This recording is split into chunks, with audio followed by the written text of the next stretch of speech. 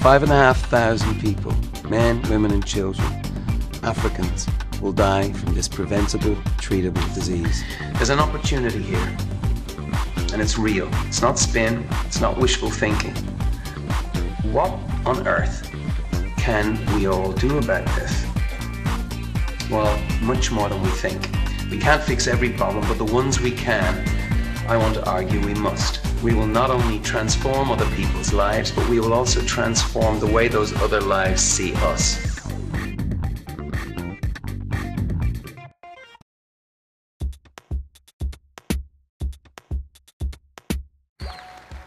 As mayor of this great city, it is my pleasure to welcome you to the annual Liberty Medal ceremony.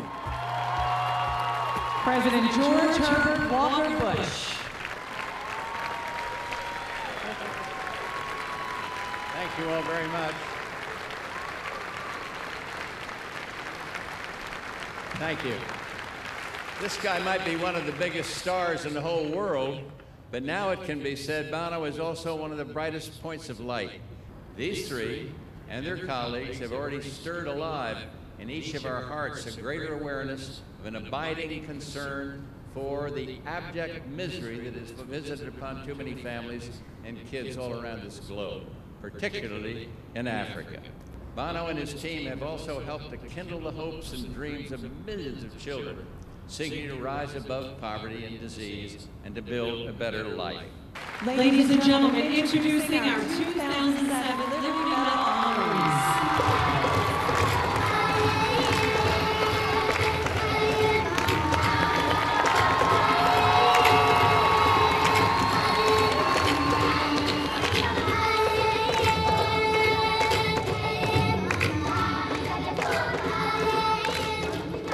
Thank you.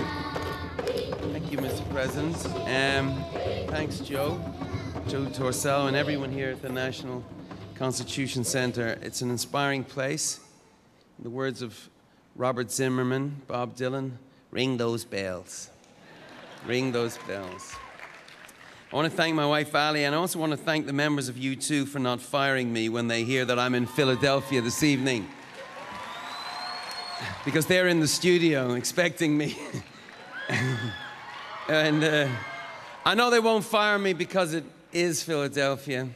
And we've played everywhere here. From 70 people to 70,000 people here. Important city for the U2ers, as well as these both Live 8 concerts, which really turned my life upside down. I want to thank Ngozi. Really, for what she said, for what she is, for what she does. And this is the kind of leader we all want to work for. This is the reason we in Data do what we do. I must tell you, it's a bit humbling for me to be here where it all got started, where America got started. Because along with a mayor, a governor, a former president, and so many others that served the cause of freedom, while I, it has to be said, have served the cause of my own ego. I ask for things before we even sit down for tea, like billions of dollars to fight AIDS in Africa, things like that. I'd like to think that I've always left the White House with more than I arrived. Not only budget commitments, cutlery, silverware, candelabras, one or two Bush family photos. People took risks on working with us, and I want to say that the current President Bush was not only gracious, he was passionate about doing more for the poorest of the poor, and smart enough to know that he wasn't just letting a rock star run amok with his staff. He knew that Data, the organization being honored tonight, was bursting with energy, filled to the brim with the best and the brightest people. And we also worked with President Bush on a historic AIDS initiative where now I can tell you that's not just 1 million that you heard about, it's 1.5 million Africans who owe their lives to the 2 pills a day they receive from the United States of America. It's a great thing. I might add that this could only happen because in Congress, heroic Democrats and Republicans put down their politics and put in their political capital to make things happen for people who don't have a vote. And it couldn't have happened without the leadership of not just President number 43, but number 42 as well. I just had the pleasure of telling William Jefferson Clinton, whom you travel with so much, that thanks to his and other G8 leaders supporting debt cancellation, and as a result of inspired African leadership, there are now, as you heard earlier, and I can confirm it, 20 million African children going to school that wouldn't be otherwise. 20 million African children. Wow! And that's why I'm so honored to be here to receive this award, a punk rocker from the north side of Dublin. We're over here because we're fans of America. And in that sense, we're no different than the 2.5 million Americans who've now joined the One campaign, which began its life in this great city of Philadelphia, 2004, right in front of Independence Hall. I'm also a fan of Benjamin Franklin, which I noticed earlier. Franklin, who wore John Lennon glasses before anybody, before they were cool. Franklin, who went electric before Dylan.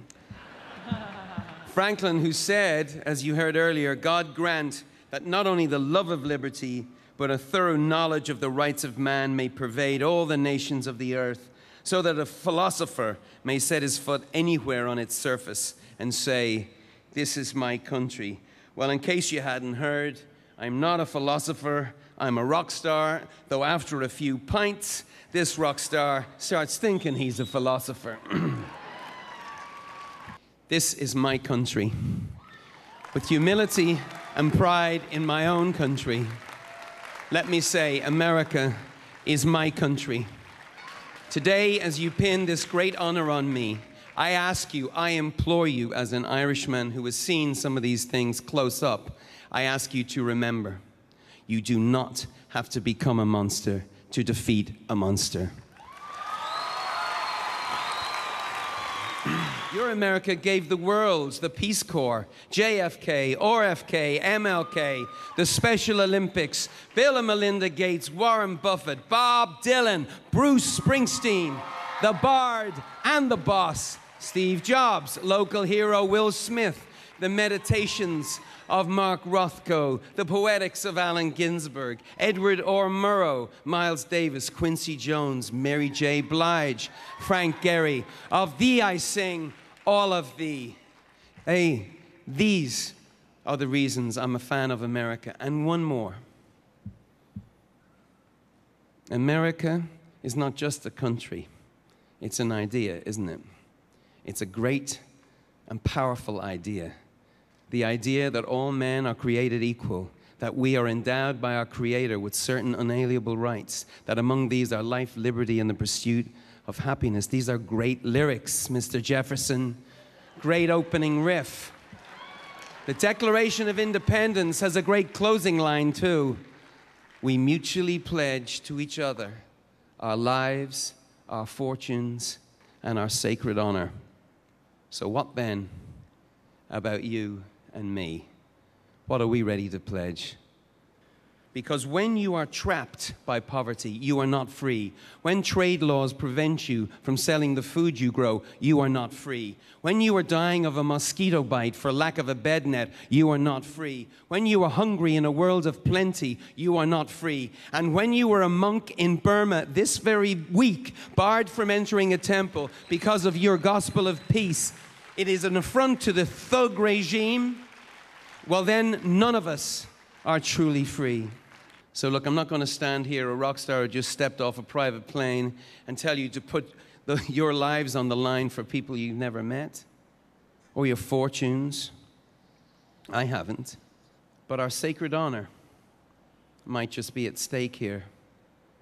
That and a whole lot else. So what then are we willing to pledge? How about our science, your technology, your creativity, your compassion? America has so many great answers to offer. We can't fix all the world's problems, but the ones we can, we must. Enough of my voice. Listen to the voice of young Africa. Good night.